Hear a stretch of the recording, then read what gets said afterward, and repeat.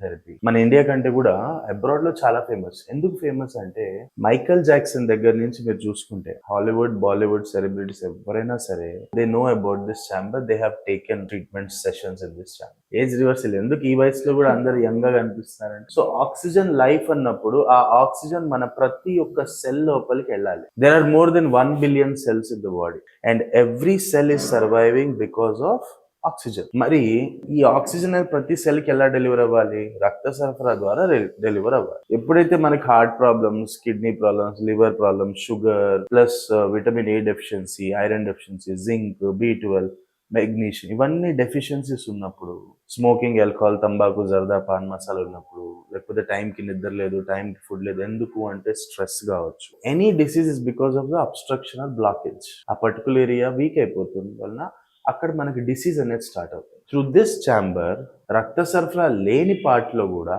మనం ఆక్సిజన్ ని డెలివర్ చేస్తాం.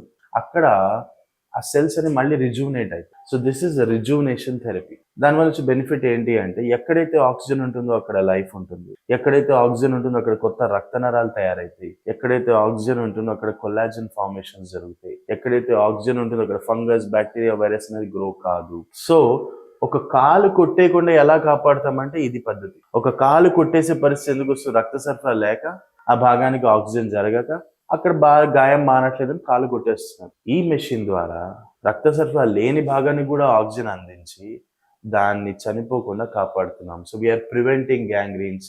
ద హ్యాష్ నో ఆంపుటేషన్ అనే దానికి మెయిన్ డివైస్ ఇది, ఆక్సిజన్ డెలివరీ సిస్టమ్.